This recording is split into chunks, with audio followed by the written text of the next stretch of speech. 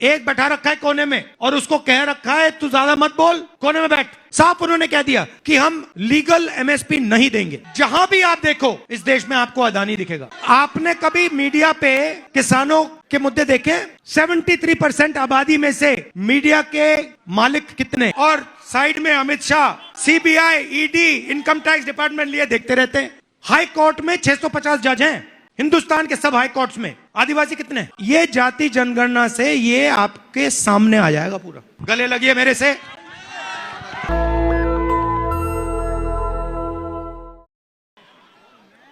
आज सुबह मेरे पास गुजरात के 30 व्यापारी आए, छोटे बिजनेस चलाने वाले, स्मॉल मीडियम बिजनेस जो चलाते हैं, जो इस देश को रोजगार देते हैं। सही? जो बड़े अरबपति होते हैं अदानी जैसे, वो इतना रोजगार नहीं देते। रोजगार छोटे व्यापारी देते हैं। वो आए और वो मुझे कहते हैं, राहुल जी, नोटबंदी और जीएसटी ने हिंदुस्तान के स्मॉल और मीडियम बिजनेस चलाने वाले लोगों को, टेक्सटाइल इंडस्ट्री को, डायमंड इंडस्ट्री को खत्म कर दिया। तो मैंने उनसे पूछा कि ये जो नोटबंदी हुई, जो जीएसटी लागू की गई, इसका लक्ष्य क्या था?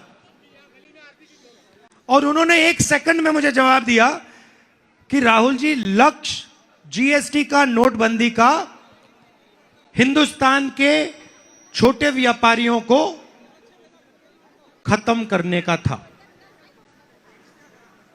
किसान से बात करता हूं तो किसान कहते हैं जो 3 कानून, काले कानून किसान के खिलाफ बनाए गए, उसका लक्ष्य किसान को खत्म करने का था। आप जैसे, हिंदी नहीं समझते? ट्रांसलेशन कराऊं? हिंदी समझते हो? समझता हूं, बोलना नहीं आता है। ठीक है। तो आप जैसे हिंदुस्तान में करोड़ों किसान दिन भर काम करते हैं, ऐसी धूप में काम करते हैं, है ना? उनको पता है, ऐसे पहचाना जाता है। अगर आपने उनके हाथ ऐसे छू लिए, आपको पता लग जाएगा कि यह किसान है या मजदूर है। तो ये अपना पूरा दम लगाते हैं, जान लगा देते हैं। और ये सिर्फ आजकल एक चीज मांग रहे हैं कि हमें एमएसपी दे दीजिए, जो हम उगाते हैं उसका सही दाम दे दीजिए। आलू का चिप्स का पैकेट कितने का बिकता है? 10 रुपए का, 5 रुपए का। उसमें कितने आलू होते हैं? आधा आलू होता है उसमें।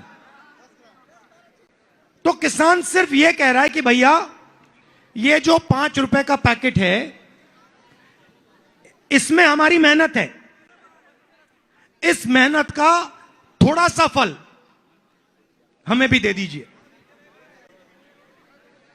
ज्यादा नहीं मांग रहे। ये नहीं कह रहे कि भैया 5 रुपए में से 4 रुपए हमें दीजिए। ये सिर्फ कह रहे हैं भैया, आज आप हमें 5 रुपए में से 10 पैसे देते हो, हमें आप 1 रुपया दे दीजिए, 1.5 रुपया दे दीजिए। बीजेपी कहते हैं नहीं, आलू अदानी और अंबानी बेचेंगे और जो किसान की मेहनत है, उसका पैसा हम किसान को नहीं देने वाले हैं। साफ उन्होंने कह दिया कि हम लीगल एमएसपी नहीं देंगे। अब कहते हैं लीगल एमएसपी नहीं देंगे, मगर हिंदुस्तान के सबसे बड़े अरबपतियों का आप जानते हो कितना कर्जा माफ किया है? नहीं मालूम है। अच्छा ऐसे करो, हाँ कितना? 16 लाख करोड़। 16 लाख करोड़। अब आपको ये नॉर्मल आदमी को ये नंबर नहीं समझ आएगा, मुझे आपको ये नंबर नहीं समझ आएगा। 16 लाख करोड़ कितना होता है? इतना बड़ा है कि हम इसका कोई मतलब ही नहीं है। तो मैं आपको बताता हूं 16 लाख करोड़ कितना होता है।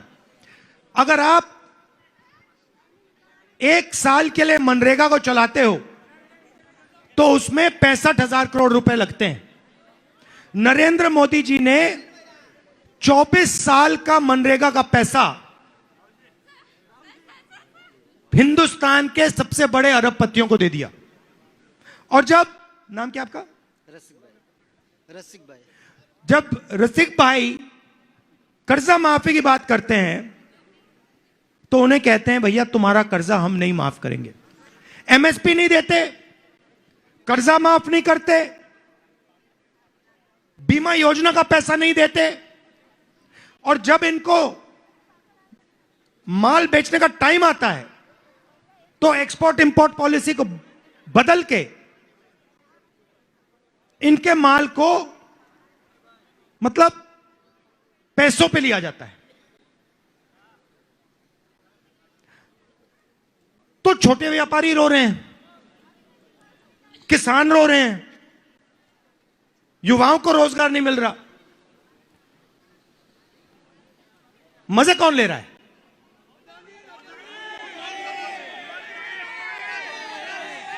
आप कोई भी बिजनेस देख लो, कोई भी बिजनेस आप देख लो, डिफेंस का देख लो, सोलर पैनल का देख लो, पावर का देख लो, ड्रोन का देख लो। अरे भाई जोर से बोलो, ड्रोन का देखो, अदानी। जहां भी आप देखो इस देश में आपको अदानी दिखेगा। एनडीटीवी किसका है? ये जो मीडिया वाले हैं, आपने कभी मीडिया पे किसानों के मुद्दे देखे?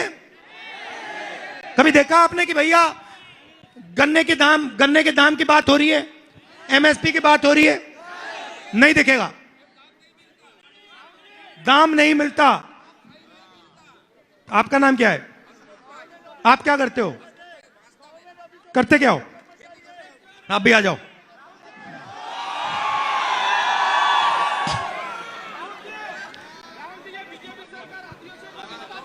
अभी मैं कर रही हूं, मैं आ रहा हूं, वहीं आ रहा हूं। बैठिए बैठिए, यहां जाइए। अब मैं आपसे पूछता हूं, हिंदुस्तान में पिछड़े वर्ग के कितने लोग हैं? बहुत सारे नहीं, कितने? कितने प्रतिशत? इधर आ जाओ भाई, गिर मत जाना, फिर प्राइवेट अस्पताल में जाना पड़ेगा। गिरोगे तो प्राइवेट अस्पताल में जाना पड़ेगा, फिर लाखों रुपए लग जाएंगे, वो भी अदानी के जेब में जाएगा। तो पिछड़े वर्ग के कितने लोग हैं हिंदुस्तान में? आपको यह मालूम होना चाहिए। 50%। आदिवासी कितने? 8%। दलित कितने? 15%। सब मिलाए तो कितने? 73%। ठीक है, 73% में 73% आबादी में से मीडिया के मालिक कितने? 0।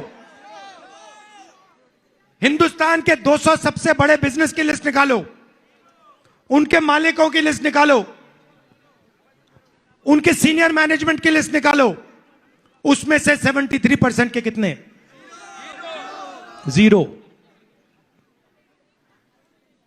दिल्ली को 90 ब्यूरोक्रेट चलाते हैं, आईएएस अफसर हैं, बजट बांटते हैं, सड़क का पैसा, रेलवेज, डिफेंस का पैसा, सब ये बांटते हैं।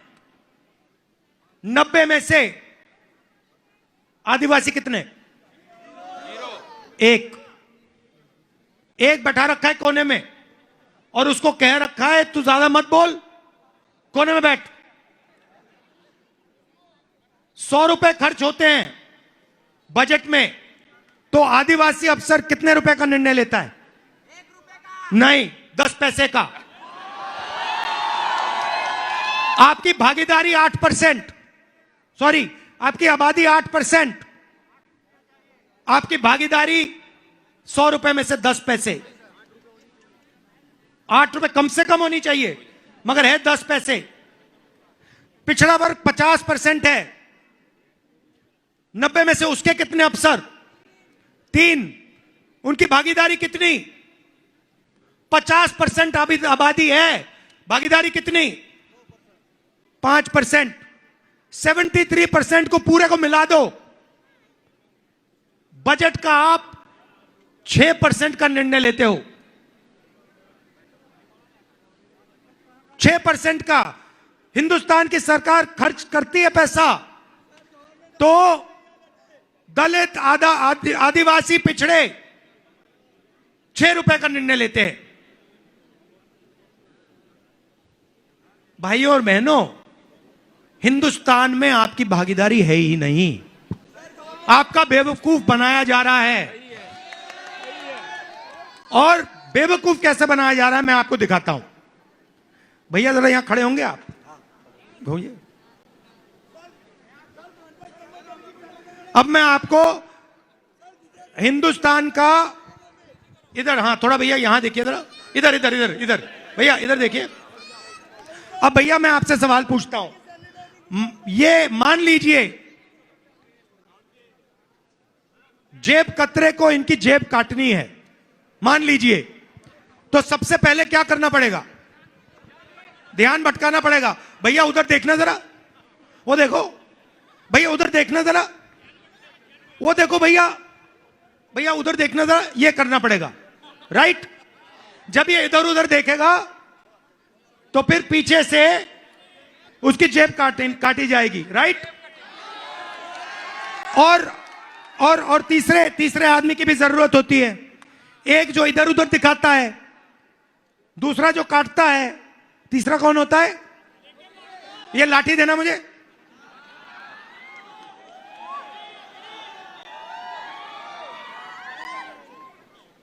ये झंडा उतार दो इससे अभी। ये तीसरा जो होता है, ये ऐसी लाठी लिए खड़ा होता है। क्यों? अगर इस बेचारे ने कुछ किया तो इसको लाठी लगेगी, राइट? तो ध्यान कौन भटकाता है?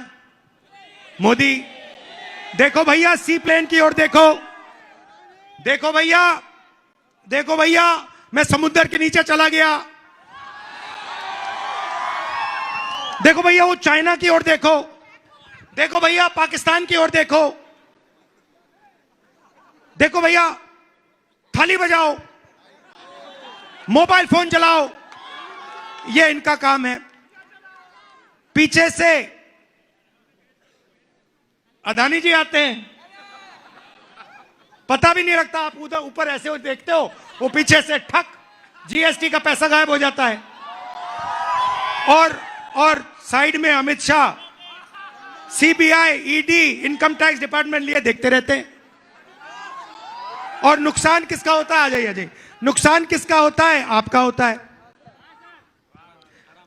तो अब आप मुझसे कहोगे भैया रास्ता कहां है? आप कहोगे भैया आपने किसान की बात कर दी, रास्ता नहीं दिया। आपने रोजगार की बात की, रास्ता नहीं दिया। मैं आपको रास्ता देने आया हूं। सबसे पहले 2 काम करने हैं। पहला काम, जाति जनगणना। इससे हिंदुस्तान के हर नागरिक को यह पता लग जाएगा कि इस देश में पिछड़े कितने हैं, गरीब जनरल कास्ट के कितने हैं, आदिवासी कितने हैं, सब कुछ पता लग जाएगा। और उसके बाद आर्थिक सर्वे। मतलब इनको पता लग जाएगा कि हिंदुस्तान का जो धन है उसमें से मेरे समाज के हाथ में इतना आ रहा है। हिंदुस्तान की जो संस्थाएं हैं, चाहे वो ब्यूरोक्रेसी हो, चाहे वो सेना हो, चाहे वो जुडिशरी हो, चाहे वो मीडिया हो, सबको पता लग जाएगा भैया मेरे जैसे लोग मीडिया में इतने हैं, सबसे 200 बड़ी कंपनी में पिछड़े इतने हैं, दलित इतने हैं, आदिवासी इतने हैं, दूध का दूध पानी का पानी हो जाएगा, आपको सब पता लग जाएगा। इसके बाद आप अपना हक मांग पाओगे। आज आप अपना हक ही नहीं मान सकते क्योंकि आपके पास डेटा ही नहीं, आप जानते ही नहीं हो, आपको यह नहीं मालूम। मैंने आपसे पूछा आदिवासी कितने, आपको नहीं मालूम, दलित कितने, आपको नहीं मालूम, मीडिया में कितने, आपको नहीं मालूम।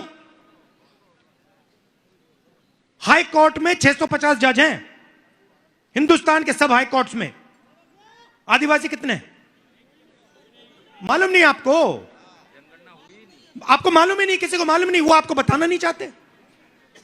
अदानी आपको बताना नहीं चाहता। जो सच्चाई मैं आपको बताता हूं कि हिंदुस्तान में 22 ऐसे लोग हैं जिनके पास हिंदुस्तान के 70 करोड़ लोगों जितना पैसा है, जितना 50% पॉपुलेशन के पास पैसा है। इनको मिला दो, आप सबको मिला दो, 70 करोड़ लोगों को इस साइड खड़ा करो, उतना ही पैसा 22 लोगों के पास है। 22 लोगों के पास इस जीप पे खड़े हो जाएंगे। एक तरफ 70 करोड़ किसान, मजदूर, बेरोजगार युवा, और दूसरे तरफ ये 22 लोग।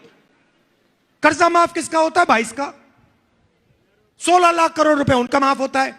फसल बीमा योजना का पैसा कहां जाता है? उनके पास जाता है। पब्लिक सेक्टर को प्राइवेटाइज करते हैं, कहां जाता है? उनके पास जाता है। तो जाति जनगणना से, इकोनॉमिक सर्वे से ये साफ हो जाएगा, आपको पता लग जाएगा भैया ये 22 लोग हैं। आपने ये शर्ट खरीदी, कितने की खरीदी? 200 रुपये की। 200 की। इसमें आपने जीएसटी कितनी लगाई? देखो, शर्ट खरीद ली, जीएसटी नहीं मालूम। अच्छा एक बात बताओ, अगर यही शर्ट गौतम अदानी खरीदता तो वो आपसे ज्यादा जीएसटी देता या आपसे कम? मालूम ही नहीं आपको। आप कौन सी दुनिया में हो भाई? कम नहीं, ज्यादा नहीं, जितनी आप देते हो उतनी जीएसटी वो देता। मगर आपकी आमदनी क्या है? आपकी आमदनी क्या है? महीने का कमाई मान लो इनके 5,000 है, 28% जीएसटी इन्होंने दी, और उसकी लाखों करोड़ रुपए की आमदनी है, वो भी उतना ही दे रहा है। अगर अंबानी यही शर्ट खरीदे तो जितनी जीएसटी मेरे भाई ने दी है उतनी जीएसटी वो देगा। वो अरबपति है, ये खेती कर रहा है, ये अन्याय नहीं है तो क्या है ये? और आप लोगों को मालूम ही नहीं है। आपको मालूम नहीं कि आप जीएसटी कितनी दे, ठहर जाओ, आपको मालूम नहीं कितनी जीएसटी देते हो। ये जाति जनगणना से ये आपके सामने आ जाएगा पूरा। तो ये क्रांतिकारी काम है। इस काम को पूरा करने के लिए आप सब लग जाइए, हमारे साथ खड़े हो जाइए, इसको हम करके दे देंगे। सच्ची राजनीति उसके बाद शुरू होगी। पहले क्या होता था? पहले क्या होता था? ये जो मेरे भाई हैं ये खेती करते थे, अब ये चाहते, ठहर जाइए भैया, अब ये इनको लगता था और शायद लगता है कि हिंदुस्तान में खेती में फ्यूचर नहीं है। सही? इनको लगता है, आज भी लगता है, पहले भी लगता था कि भाई हिंदुस्तान में खेती में फ्यूचर नहीं है। तो इनके रास्ते कौन से थे? एक रास्ता था सेना, राइट? ये कहते थे, अपने बेटे से कहते थे, देखो जाके आर्मी में जाओ, पेंशन मिलेगी, इज्जत मिलेगी, रिस्पेक्ट मिलेगी, और देश के लिए तुम जाके सेवा करोगे। रास्ता बंद कर दिया, अग्निवीर लागू कर दिया। अब कहते हैं, अब अगर ये अपने बेटे को आर्मी में भेजना चाहते हैं तो हिंदुस्तान की सरकार इनसे कहती है, देखो तुम्हारे बेटे को हम 4 साल के लिए रखेंगे, उसके बाद उसको उठा के बाहर फेंक देंगे। उसको चाइना बॉर्डर पे 6 महीने ट्रेनिंग देके खड़ा कर देंगे। चाइना के सैनिक की 3-4 साल की ट्रेनिंग होगी, इसकी ट्रेनिंग 6 महीने की, उसकी ट्रेनिंग 3-4 साल की। और फिर कहते हैं, भैया देखो आप अग्निवीर हो, अगर शहीद हो गए तो तुम्हें शहीद का दर्जा भी नहीं मिलेगा। कौन लड़ेगा? कौन जाके लड़ेगा? पहले आर्मी के जो सेंटर होते थे भरे होते थे, लाइन लगी रहती थी। आप जाके देखिए आज खाली है, कोई अग्निवीर नहीं बनना चाहता। तो वो रास्ता भी बंद कर दिया।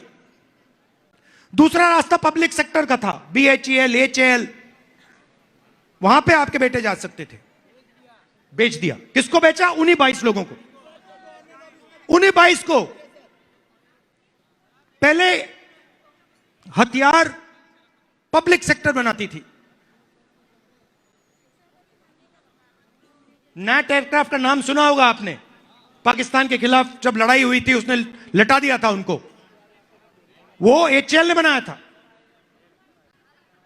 उनसे सारे के सारे कॉन्ट्रैक्ट लेकर वो उन्हीं 22 लोगों को दे रहे हैं।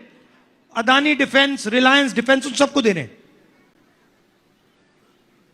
और जहां भी आप देखोगे, अगर आप छोटे व्यापारी हो, मजदूर हो, किसान हो, आपके सारे रास्ते एक के बाद एक बंद हो रहे हैं। पहले पब्लिक स्कूल हुआ करते थे, पब्लिक अस्पताल हुआ करते थे। आज अगर आपको चोट लगे, लाखों रुपए निकालो, उन्हीं 22 लोगों के पास जाएंगे।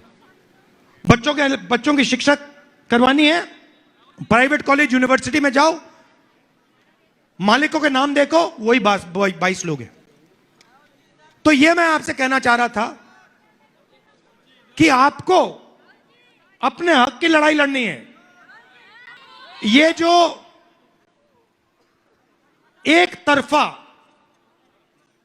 काम किया जा रहा है कि सारा का सारा काम 22 लोगों, मैडम ठहर जाइए, 22 लोगों के लिए किया जा रहा है, 50 लोगों के लिए किया जा रहा है, यह देश के लिए अच्छा नहीं है। इससे देश कमजोर हो रहा है। तो ये मैं आपसे कहना चाह रहा था। आपने इतने प्यार से मेरी बात की और आपने मेरी मदद की। आपको थोड़ा कष्ट हुआ होगा, इसके लिए माफी मांगता हूं। आपको भी कष्ट हुआ होगा, इसके लिए माफी मांगता हूं। धन्यवाद। गले लगिए मेरे से।